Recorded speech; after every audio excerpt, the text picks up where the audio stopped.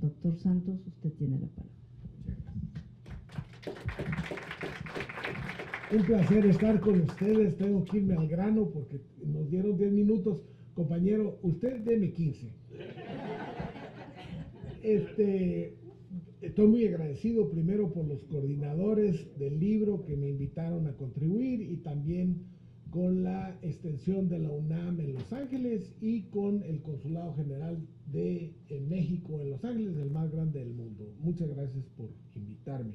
Miren, yo llevo toda la vida tratando de ser pensador y también activista. Son dos cosas muy distintas, pero que se tienen que relacionar en la praxis. Tiene uno que estudiar para actuar y tiene uno que actuar para estudiar. Ese es mi programa de la vida.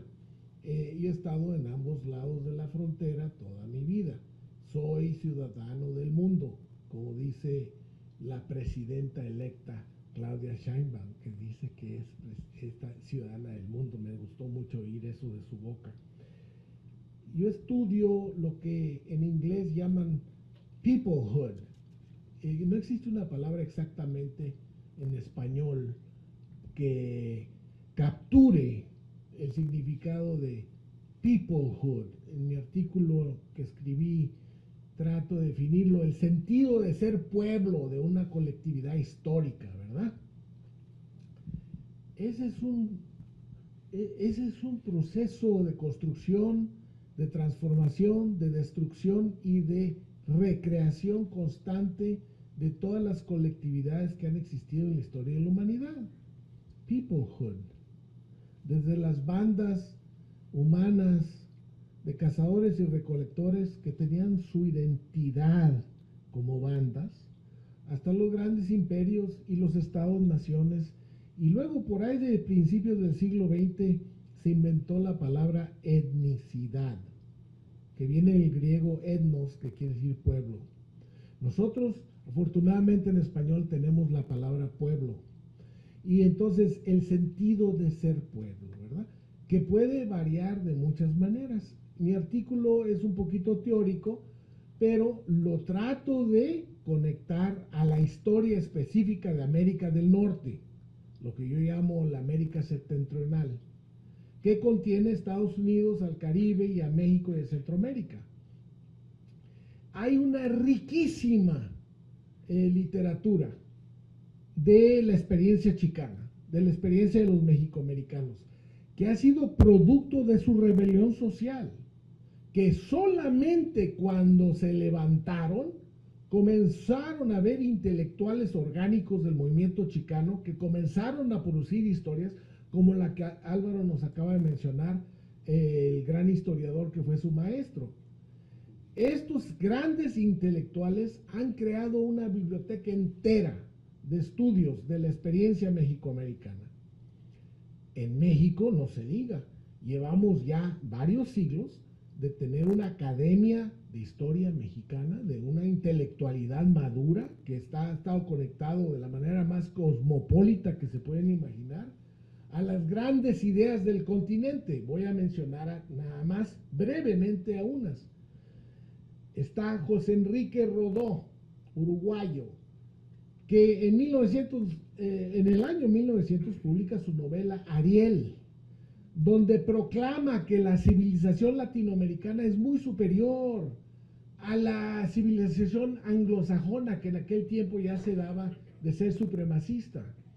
Esa novela va a informar a todos los que vienen, a Vasconcelos, a Carlos Fuentes, a Paz, a todos los demás. La idea que él trataba de rescatar es que había un humanismo enterrado en las grandes culturas grecorromanas que de alguna manera se transmitió a América por los españoles y que en América había un renacimiento de ese humanismo. El presidente mexicano habla del humanismo mexicano, viene derechito de Rodó, 1900.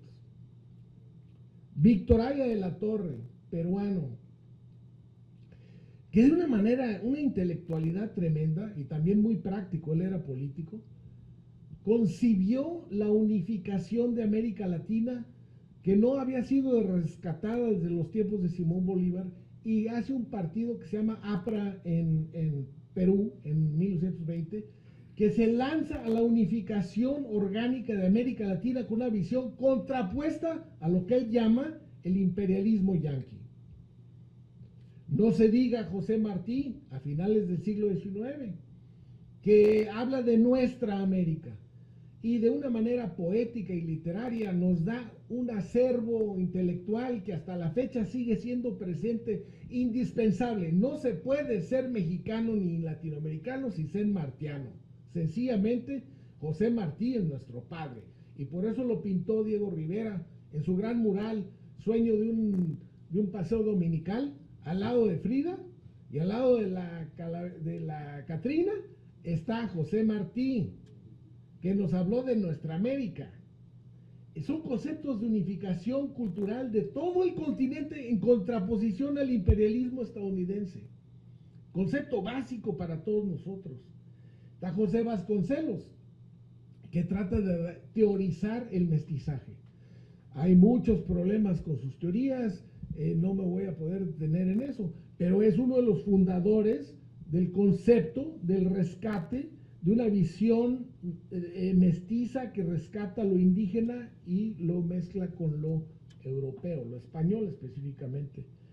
Y luego está uno de mis favoritos que desgraciadamente no ha sido completamente rescatado, que viene de la tradición marxista, que es José Carlos Mariátegui, que en 1928 publica los 7 ensayos de la realidad peruana, que sigue siendo actualmente pues un parteaguas intelectual para toda América, para los chicanos y para los argentinos y para los cubanos y para todo el mundo, porque él rescata la visión ya marxista, no idealista, de lo que es la contribución de las civilizaciones precolombianas para la construcción de una América justa y viable y distinta de todas las demás.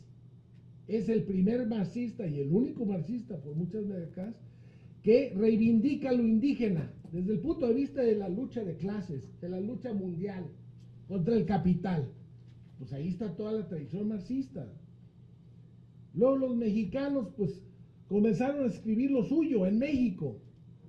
La obra de Edmundo O'Gorman, La invención de América en 1958, Octavio Paz, que ya fue mencionado, en 1950, Laberinto de la Soledad.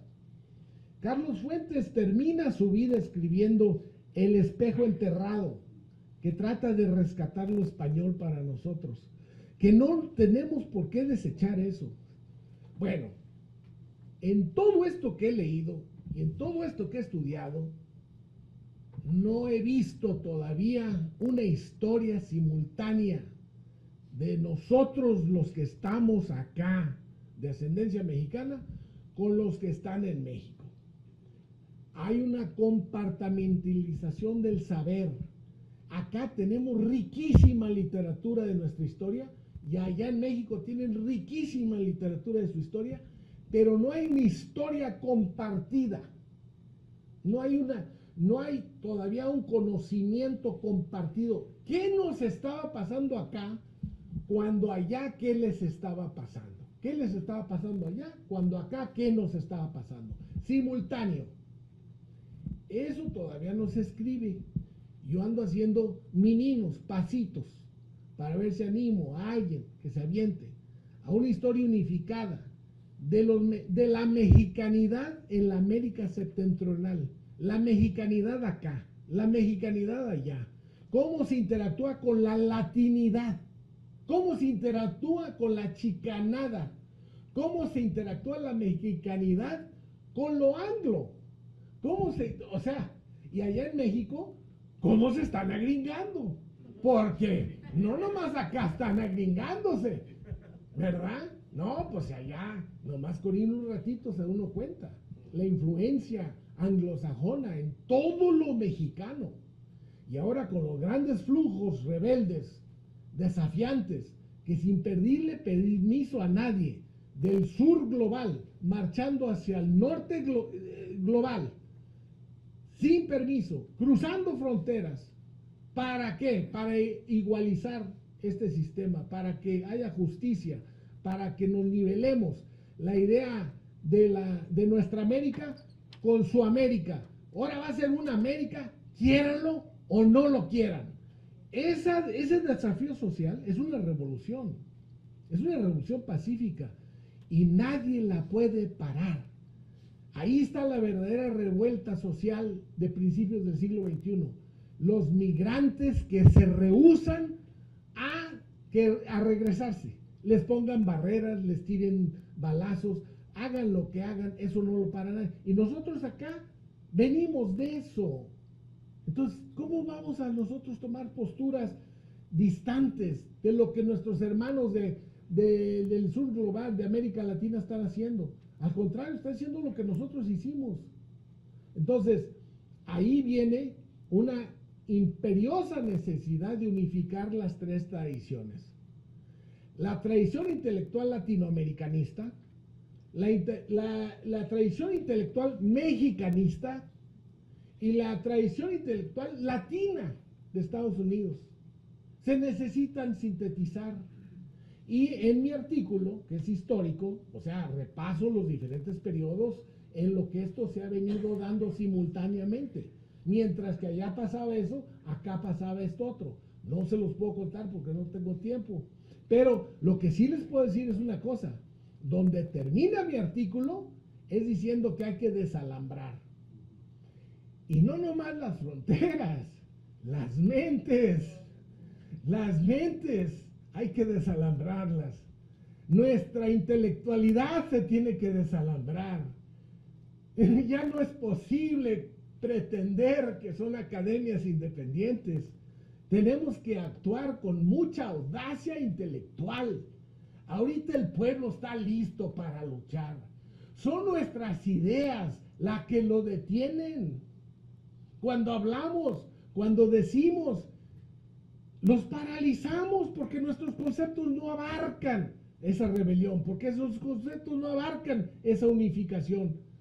Hay que crear esa teoría nueva para ponernos a la par con lo que ya nuestra gente está haciendo, que es muy heroico. Hay más heroísmo, más dignidad, más rebelión en estas pobres señoras que vienen con sus hijos. ¿Cómo nosotros vamos a quedarnos de brazos cruzados? Estábamos platicando hace rato los compañeros. ¿Qué le pasa a nuestro pueblo que no se levanta en rebelión contra esta inhumanidad? No, pues, por una parte, todavía los golpes no llegan a tanto como para que la gente actúe y tal vez se han puesto muy cómodos. Pero por el otro, yo digo, nuestros propios conceptos. Concepto de soberanía nacional. Ah, no, dicen nuestros líderes en México.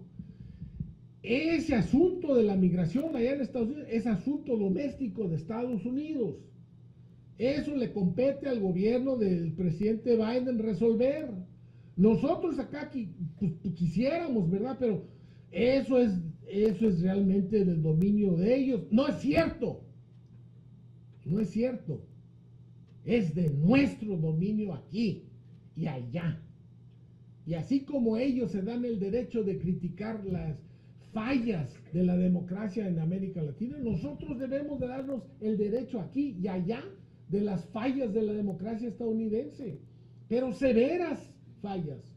Entonces, ahí está la rebelión. Tiene que ser intelectual esa rebelión. Ya basta de glorificar los conceptos de finales del siglo XIX y principios del siglo XX en la novela uruguaya, donde pregonamos las virtudes de la cultura hispana contra la anglosajona. Eso ya no. Ahora tenemos que avanzar para encontrar los aliados, para redefinir el mundo. Y en el centro de la redefinición, por ser transnacionales, por ser precisamente transfronterizos, por ser un pueblo que no tiene fronteras, en el centro de esa reimaginación estamos nosotros los mexicanos y los latinos de este país. Y no es posible continuar con la ficción de que la diáspora de 40 millones de mexicanos, pues es un apéndice de la gran nación mexicana. No, ¿qué apéndice? Por lo menos somos el hígado, por lo menos con mucha sangre. ¿Entienden por qué ando con esta furia?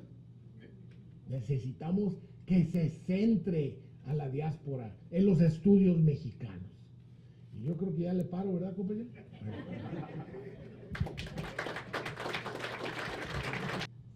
Adelante, profesor. Muchísimas gracias, Aida, por estar con nosotros. Y quisiera comenzar dándole gracias a Alfredo Sánchez por invitarme a ser coordinador de este libro y escribir el prólogo, que en realidad es el contexto y la intención de publicar algo que tiene que ver con esta identidad de los mexicanos en el exterior, algo que pues ya se ha hecho durante décadas, pero totalmente limitado. Y lo que creí yo desde el comienzo que esto pudiera ser en realidad un comienzo a una nueva época de analizar, de pensar cómo podemos vernos como una sola nación, un solo pueblo de mexicanos. Porque en realidad al migrar también dejamos atrás esa raíz. Aquí nos vamos adaptando, no por decir agringando, pero sí nos asimilamos. Y ciertamente en México todavía aún hoy en día es como si no contáramos, siendo ya 45 millones de los 65 millones de latinos en Estados Unidos, 45 millones de esa población son de raíz mexicana. Somos una nación mexicana en el exterior. Consideren que 45 millones y que son en su mayoría parlantes del español, constituye ser la segunda nación que habla el español. Es una población más grande que la de Colombia y ciertamente la de España. Pero por alguna razón, y ya hizo referencia mi colega Gonzalo, a lo que yo le llamo es un muro intelectual, que no pensamos en esta relación que tenemos desde el ADN. Es parte de nuestra raíz, pero en Estados Unidos no se ha enseñado esa cultura, el idioma y también la historia, que tiene espacios muy negros, horribles, en contra de nuestra población. Y ya lo hizo referencia también Álvaro. Aquí lo que considero es una gran oportunidad de dar este comienzo a todos, hacernos el reto de cómo reflexionar en términos de nuestra propia experiencia. La gran mayoría de ustedes que están aquí hoy en día migraron o son los que son segunda generación o hasta tercera generación, pero no nos vemos como ser parte de México. Y también México no nos ve como si fuéramos parte de México. Lo que surge es un gran reconocimiento de lo que aporta los mexicanos económicamente por las remesas, que ya es una cantidad enorme. Está sosteniendo la economía de México y lo ha hecho por varios años. Acaba de tomar el primer lugar en la economía de México la inversión externa y va cambiando la remesa o la inversión exterior. Pero en este caso sabemos que la remesa pudiera ser 10, 20, 30 veces más grande. Porque México también todavía no reconoce o no sabe del poder económico que representa la población mexicana en este país. En su totalidad, que son por ahí de 65 millones de latinos en Estados Unidos, tiene en México le decimos el Producto Bruto, en Estados Unidos es el PIB, digo el GDP, pero ese poder económico se ha ido superando cada año, y hay estudios que se han hecho en los últimos 6 años. Por ejemplo, en el último año, que era de 2.3 billones, no, 2.8 trillones de dólares, subió en un año a 3.2 trillones de dólares. ¿Qué significa eso? Si fuéramos un solo país, los 65 millones en Estados Unidos, seríamos el equivalente a la quinta economía del mundo. O sea, seríamos el equivalente a California, que hoy en día es la quinta economía del mundo. Entonces, hay un recurso no solamente económico, que para mí es hasta más importante que lo que pudiera aportar, invertir los mexicanos en su país, que es un capital humano de ahora ya millones de jóvenes que en los últimos 50 años han conseguido sus licenciaturas, maestrías, doctorados, y ese capital humano no hay movilidad entre California y México especialmente, porque si vemos la región de California y México, es un estado-país. California es la quinta economía del mundo actualmente, pero son solamente 40 millones. Y estamos por rebasar la mitad. En los próximos 5 a 10 años vamos a ser más de la mitad de los californianos de origen mexicano, porque sí tenemos concentraciones de centroamericanos, pero francamente muy poco puertorriqueño y cubano. En este contexto es donde podemos ver la visión de los puentes intelectuales, académicos y también culturales y artísticos que no existen. ¿Por qué? Porque no ha habido la inversión ni de México para acá, ni de California para México. Y si sumamos los 130 millones, 135 millones de mexicanos en la República, más otros 40, 45, estamos hablando de una región de 180 millones, solamente entre California y México. Y el 90% yo diría son de origen mexicano. Entonces aquí el reto para mí es cómo enfrentar esta transformación de nuestra identidad. ¿Por qué no vernos sin vergüenza como mexicanos?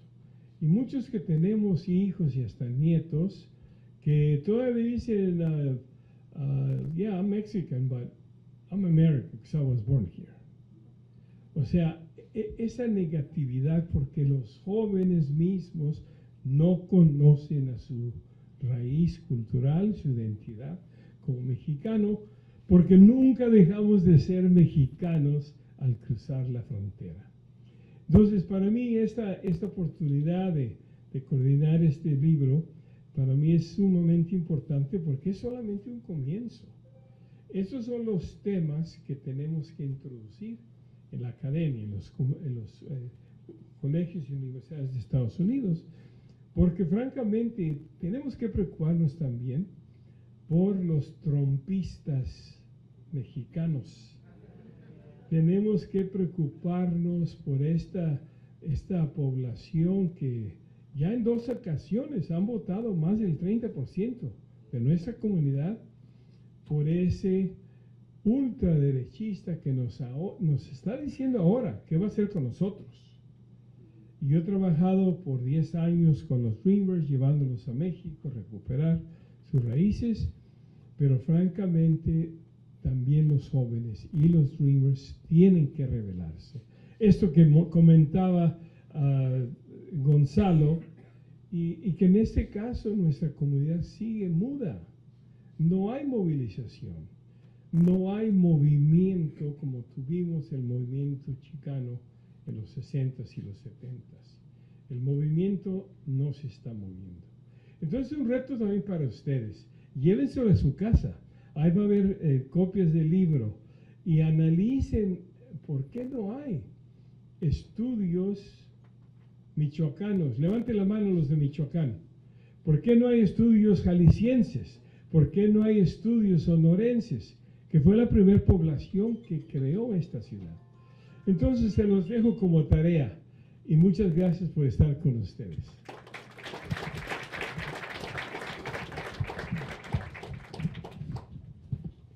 Muchas gracias, profesor.